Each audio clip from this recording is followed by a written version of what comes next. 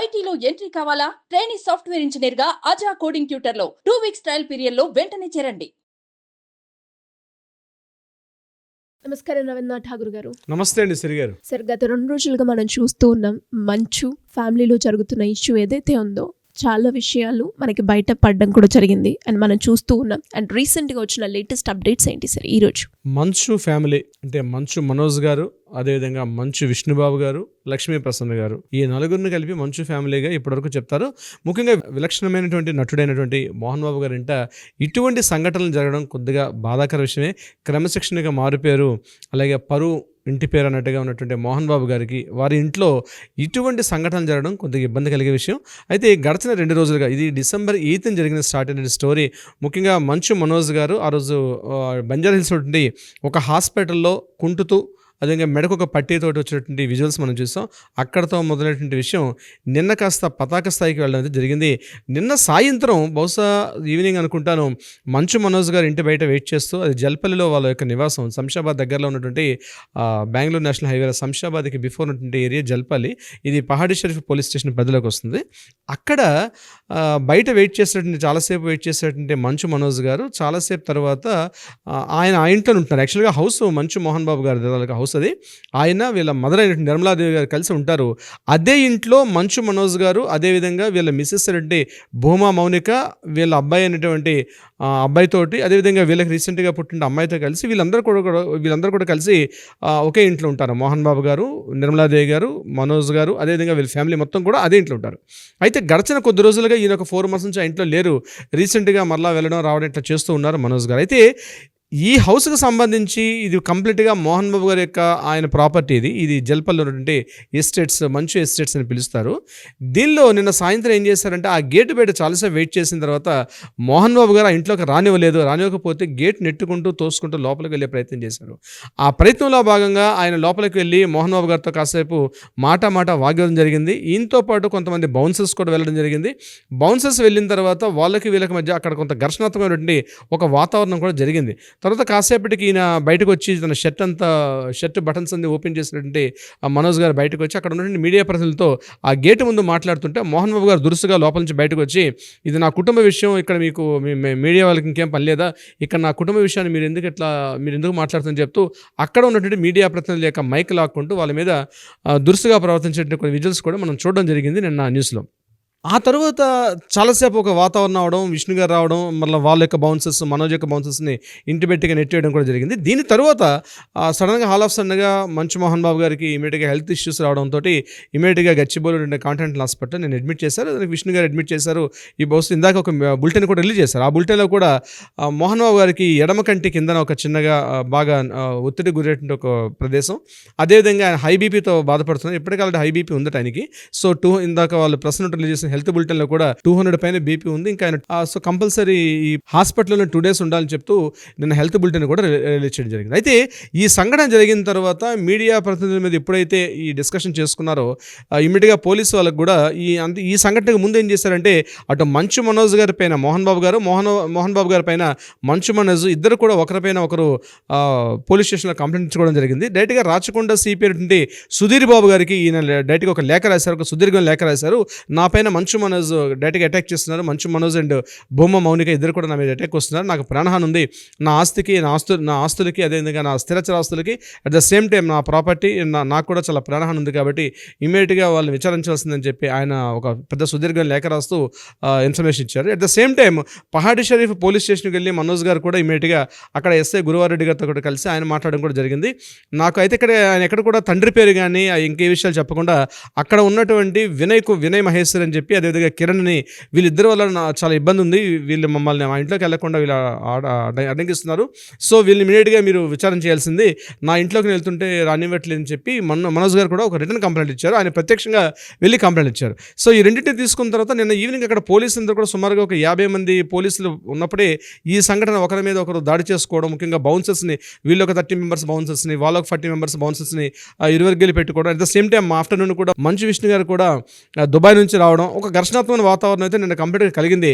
ఇమీడియట్గా పోలీసులు ఏం చేశారంటే ఎప్పుడైతే ఈ డిస్కషన్ ముఖ్యంగా మీడియా మీద ఎప్పుడైతే దాడి చేశారో ఇమీడియట్గా వీళ్ళ యొక్క గన్స్ను కూడా నిన్న రికవర్ చేసుకున్నారు. ఈ గన్స్ను కూడా అటు మనోజ్ యొక్క official licensed gun at the same time Mohan Babu గారి యొక్క లైసెన్స్డ్ గన్ ఇద్దరు కూడా పోలీసులను హ్యాండ్ ఓవర్ చేసుకొని ఈరోజు మధ్యాహ్నం అంటే డిసెంబర్ 11వ తారీఖు ఈరోజు మధ్యాహ్నం 11 o'clockకి ఇమీడియట్గా అక్కడ పోలీసు సిపి గారి ముందు అటెండ్ అవ్వమని చెప్పి ఆయన ఇన్ఫర్మేషన్ కూడా ఇవ్వడం జరిగింది. బట్ మోహన్ బాబు గారు కాంటినెంటల్ హాస్పిటల్లో ఆయన అడ్మిట్ అయిపోవడం వల్ల at the same time Vishnu గారు కూడా అటెండ్ కాలేదు. కానీ ఇప్పుడు మనకు అందిన ఇన్ఫర్మేషన్ ఏంటంటే మనోజ్ గారు ఇమీడియట్గా ఇక్కడి నుంచి బయలుదేరి సిపి గారి ముందు హాజరయ్యే ప్రయత్నం చేస్తున్నారు. ఇది యాక్చువల్గా జరిగిన సంఘటనగా మనం చెప్పుకుంటే ఈ సంఘటన యొక్క డీటెయిల్స్ అన్ని చూస్తే ప్రాపర్టీ అంతా కూడా మోహన్ బాబు గారి చేతిలో ఉంది. ఆ ఇంట్లో ఆయన ఉంటున్నారు. ఇదంతా యాక్చువల్గా ప్రాపర్టీ డిస్టర్బెన్సెస్ అని కాకుండా ఇంతకుముందు నేను ముందో సాయంత్రం నిన్న పని మనిషి అనుకోకుండా మీడియా ప్రతినిధితో చేసినట్టు ఒక చిన్న న్యూస్ కూడా బయటకు వచ్చింది. అందులో పని మనుషులు చెప్పినటువంటి ఇన్ఫర్మేషన్ ఏంటంటే మోహన్ బాబు గారి ఇంట్లో తండ్రి కొడుకుల వాగ్వాదానికి ప్రధాన కారణం ఏంటంటే అక్కడ పనిచేస్తున్నటువంటి కొంతమంది వర్కర్స్ వల్ల ఇబ్బంది కలిగింది. అక్కడ ప్రసాద్ అనేటువంటి అతని మీద మనోజ్ బాబు దాడి చేయడం జరిగింది. సో అతను దాడి చేస్తున్నప్పుడు మోహన్ బాబు గారు కూడా రావడం జరిగింది. వచ్చినప్పుడు ఇంటి పని వాళ్ళ మీద దాడి చేయదని చెప్తూ ఒకరినొకరు నెట్టుకున్నారు. ఆ నెట్టుకున్న ప్రయత్నం తప్పించి ఎవరో కొట్టుకోలేదు. సో ఈ డిస్కషన్ చిరికి గాలి లాగా అది పాత వాళ్ళ మధ్య ఉన్న కక్షలు కూడా బయటకు వచ్చాయి అని చెప్తూ ఆ పని మనిషి చెప్పడం కూడా జరిగింది. అయితే ఇంట్రెస్టింగ్ న్యూస్ ఏంటంటే ఎప్పుడైతే ఈ న్యూస్ వచ్చిందో ఇమీడియట్గా పని మనిషిని కూడా ముఖ్యంగా వాళ్ళ ఇంట్లో పని మనుషులు కూడా మొబైల్స్ అన్ని కూడా క్యాప్చర్ చేసుకుంటారు. ఎవరైతే మాట్లాడారో ఆమె యొక్క మొబైల్ క్యాప్చర్ చేసుకోకుండా మాట్లాడడం జరిగింది. అయితే నిన్న సాయంత్రం ఆవిడ కూడా ఆత్మహత్యాయత్నం చేసినట్టుగా కూడా మనకి న్యూస్ అందింది. ఆ పని మనిషి కూడా అట్లా ఎప్పుడైతే ఇన్ఫర్మేషన్ లీక్ చేసిన ఉద్దేశంతో కూడా చేయడం జరిగింది. ఏదేమైనప్పటికీ కూడా ఇదంతా కూడా ఫ్యామిలీ ఇష్యూస్గా ఉన్నటువంటి విషయం అనేది పూర్తిగా బయటికి రావడం. ముఖ్యంగా ఈయన నాట్ ఓన్లీ సినిమా రంగంలో విలక్షణంగా నటుడిగా ఉన్నటువంటి మోహన్ బాబు గారు ఒక డిసిప్లిన్, క్రమశిక్షణ కానీ ఒక ధైర్యాన్ని కానీ ఒక అంకిత భావన కానీ పూర్తిగా పేరున్నటువంటి మోహన్ బాబు గారు కేవలం నాట్ ఓన్లీ ఒక మూవీస్ ఇండస్ట్రీస్గా కాకుండా ఒక ప్రొడ్యూసర్గా, హీరోగా, ఒక నటుడిగా, ఒక కమెడియన్గా అనేక రకాల పాత్రలు పోషించి రాజ్యసభ సభ్యుడిగా కూడా పొలిటికల్గా కూడా ఈయన రావడం జరిగింది. ముఖ్యంగా వీళ్ళు ఏదైతే ఈ డిస్కషన్కి మెయిన్ కారణం ఏదని బయట ఊహాగానాలు ఏంటంటే ఏదైతే శ్రీ విద్యా నికేతన సంబంధించిన విద్యా సంస్థలు ఏవైతే ఉన్నాయో ఆ విద్యా సంస్థలకు సంబంధించి అందులో 9 మంది డైరెక్టర్లు ఉన్నారు. ఆ 9 మంది డైరెక్టర్లో మోహన్ బాబు గారు ఒక డైరెక్టర్గా అట్ ద సేమ్ టైం రెండో డైరెక్టర్గా విష్ణు గారు ఉండడం. బట్ ఈయనకి ఎటువంటి ఆస్తి విషయాల్లో మాత్రం ఈయనకి ఎక్కడ ఇవ్వలేదని కొంత ప్రోపగాండా అయితే నడుస్తుంది. చాలా 9 కంపెనీల్లో విష్ణు గారు డైరెక్టర్షిప్ ఉండడం, కేవలం 3 కంపెనీల్లో మాత్రమే మనోజ్ గారు డైరెక్టర్ ఉండడం వల్ల ముఖ్యంగా ఆదాయ వనరు, ప్రధాన ఆదాయ వనరు ఏదైతే ఉందో ఆదాయ వనరు మార్గం కూడా శ్రీ విద్యా నికేతన స్కూల్లో మాత్రము మనోజ్ గారికి ఎటువంటి అందులో డైరెక్టర్షిప్ కానీ లేకపోతే ఎటువంటి భాగస్వామ్యం లేకపోవడం వల్ల ముఖ్యంగా తన యొక్క దానికి సంబంధించి ఇప్పుడు కూడా కుటుంబంలో డిస్కషన్ జరుగుతున్నట్టుగా తెలుస్తుంది. అయితే దీనికి సంబంధించి గతంలో 2023లో ఒకసారి జరిగింది. ముఖ్యంగా శ్రీ విద్యా నికేతన్ స్కూల్లో ముఖ్యంగా ఏదైతే ఫీజెస్ అన్ని కలెక్ట్ చేస్తారో ఆ ఫీజెస్ సంబంధించి ఎక్కువగా కలెక్ట్ చేస్తారని చెప్పి కొంత డిస్కషన్ అయినప్పుడు దాని మీద మోహన్ బాబు గారు అదేవిధంగా విష్ణు గారు ఖండించినప్పుడు అట్ ద సేమ్ టైం ఆ విద్యా నికేతన్ స్కూల్కి ఎటువంటి సంబంధం లేని మంచు మనోజ్ గారు కాలేజీలో చాలా అవకతవకలు జరుగుతున్నాయి, కొన్ని ఆర్థిక అవకతవకలు జరిగాయి కాబట్టి దీని మీద ఎంక్వైరీ చేస్తే బాగుంటుందని చెప్పి ప్రెస్ మీడియాలో ఆయన మాట్లాడడం కూడా జరిగింది. దీనికి సంబంధించి నీకు సంబంధించిన విషయంలో నువ్వు ఎందుకు ఇంటర్ఫేర్ అవుతానని చెప్పి ఆ సందర్భంలోనే ఒక గొడవ కూడా జరిగింది. అదేవిధంగా 2023లో మంచు విష్ణు గారు అదేవిధంగా మంచు మనోజ్ ఇద్దరు కూడా విజులు కూడా బయటకు వచ్చింది. దాని తర్వాత ఇదంతా జస్ట్ ఒక రియాలిటీ షోగా మేము చేసాను తప్పించింది కాదని చెప్పి వాళ్ళు ఆ రోజు ఖండించడం కూడా జరిగింది. ఏదేమైనప్పటికీ కూడా ఏదైతే గడిచిన 5-6 సంవత్సరాలుగా ఉన్నటువంటి ఇష్యూస్ ఏదైతే ఉన్నాయో ఈరోజు చిలికి గాలి వెనక కంప్లీట్గా బయటకు రావడం అనేది కొంతవరకు ఇబ్బంది కలిగే పరిస్థితి మంచు ఫ్యామిలీలో.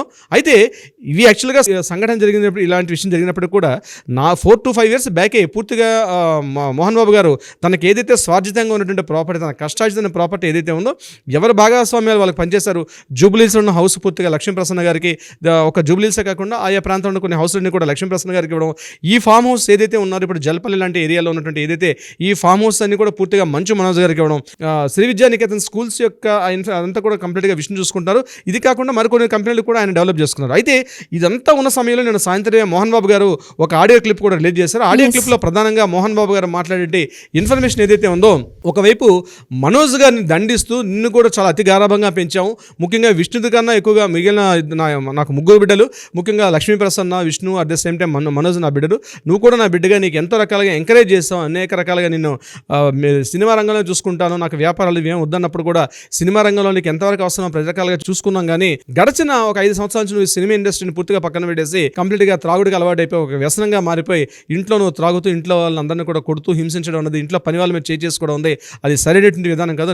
నేను మందలించడం వేరు, నేను కూడా తాగుతాను, 1-2 పెగ్గలు తీసుకోవడం ఇంపార్టెంట్ కాదు, కానీ అదొక అలవాటుగా మరి నీ యొక్క లైఫ్ని స్పాయిల్ చేసుకుంటున్నావు, అది కరెక్ట్ పద్ధతి కాదు. ముఖ్యంగా నువ్వు రెండోసారి పెళ్లి చేసుకుంటే ఏదైతే ఉందో ఆ అమ్మాయి కూడా వాళ్ళని కూడా నువ్వు కరెక్ట్ అంటే మ్యారేజ్ చేసుకున్న తర్వాత ఉన్నటువంటి ఫ్యామిలీ ఇష్యూస్ని కూడా ఆయన కొంత వాళ్ళ భవిష్యత్తు మీద కూడా మోహన్ బాబు గారు ఒక తండ్రిగా కొంత ఆవేదన చెందడం కూడా ఆ యొక్క మాటల్లో మనకు గమనించాం. మనం ముఖ్యంగా కేవలం ఏదో ప్రాపర్టీ ఇచ్చేసాం చేసుకోమని కాకుండా నీ యొక్క రెండో పెళ్లి ఏదైతే చేసుకున్నావు అది కొంత ఇబ్బందికర పరిస్థితి, లవ్ చేసి మ్యారేజ్ చేసుకున్నావు, ఇప్పుడు కూడా లవ్ చేసి మ్యారేజ్ చేసుకున్నావు, బట్ నువ్వు ఆలోచించుకోవాల్సిన విషయం ఉందని చెప్తూ కొంత హెచ్చరిస్తున్నప్పుడు కూడా ఏదైతే రెండోసారి మ్యారేజ్ చేసుకున్నావు దీని మీద మాత్రం కొద్దిగా మంచు మోహన్ బాబు గారు కొంత ఇబ్బందికర పరిస్థితిని మాట్లాడడం జరిగింది.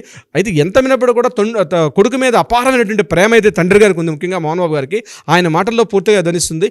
ఇంటికి సంబంధించిన విషయాలు నువ్వు పూర్తిగా బహిర్గతం తీసుకెళ్లి బయట మీడియా ప్రతినిధులతో మాట్లాడడం కరెక్ట్ కాదు, ప్రతి ఇంట్లో ఇలాంటి విషయాలు ఉంటాయి కాబట్టి మీడియా ముందుకు ఎక్కి ఇట్లాంటి మాట్లాడడం కరెక్ట్ కాదని చెప్పడం కూడా జరిగింది.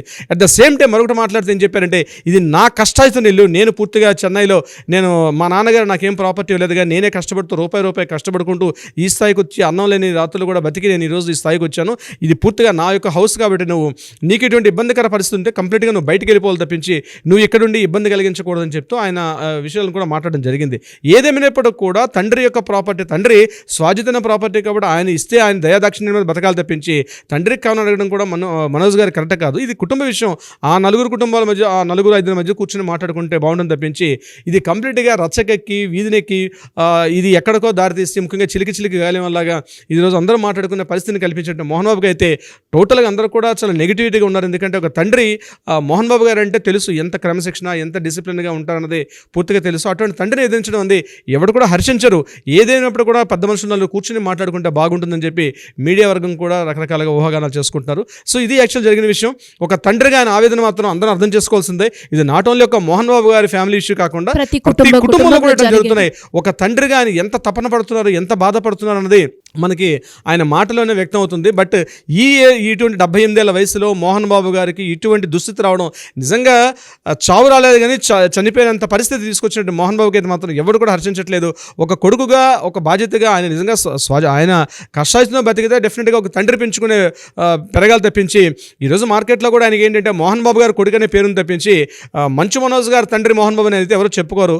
బట్ ప్రతి కొడుకు నాట్ ఓన్లీ యొక్క సంఘటన మోహన్ బాబు గారి ఫ్యామిలీకే కాకుండా టోటల్ చాలామంది కూడా ఏజ్ ఉన్న వాళ్ళు తండ్రిని ఈ రకంగా ఇబ్బంది పెడుతూ చేయడం అనేది కరెక్ట్ కాదు సిరి గారు.